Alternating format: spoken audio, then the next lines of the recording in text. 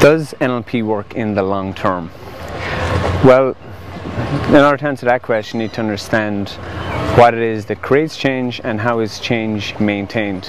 Because the fact of the matter is that all the time you're changing, whether you like it or not. In terms of your body is changing, you're reproducing new cells. In terms of behavioral changes, the question might be better phrased as, is it possible in order for somebody to make a change in behavior and to maintain that change in behavior over a long period of time using NLP techniques? And the answer to that is absolutely, definitely yes.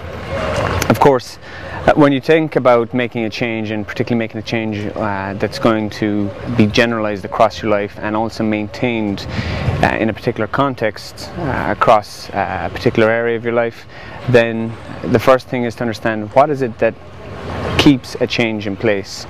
If you think about common changes in terms of, say, somebody who's got a phobia, well, if somebody does a fast phobia technique on them, it is possible for that person to, one, remove the fear that they have about the situation, and two, is to no longer fear whatever it was that created that phobic response. For example, getting onto a plane, holding a spider, etc.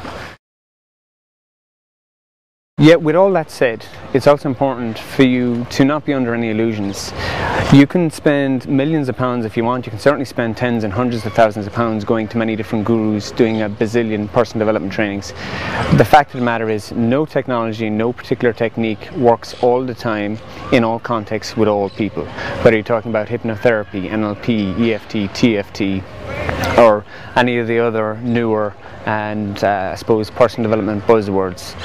So it really comes down to is that you as a human being are always learning, always adapting in terms of certain contexts. Therefore, it is possible for somebody to have gone through an NLP technique, for that change to have occurred so that they get the new behavior that they want, for that to have stayed for many, many years, and then some point down the line, 10, 15 years down the line, a person has an experience, a new learning experience that triggers off or creates for them a new association that in this case creates a new emotional response.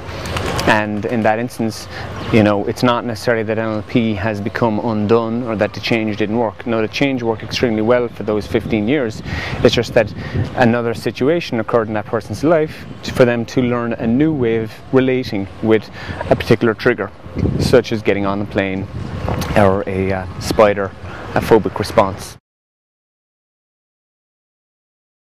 So when you're trying to create a change for yourself or somebody else, what's important for you to think about is, has the change been specified in terms of the context in which the change is going to operate?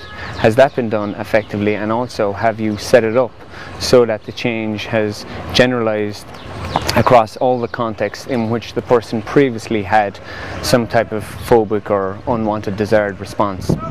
If you can do that and then set it up so that it lasts, and there are many ways to do this, then you will create a change that can last the long term. In fact, many changes will last throughout the person's entire life if, as I say, they don't run into any other context which causes them to have a new learning experience.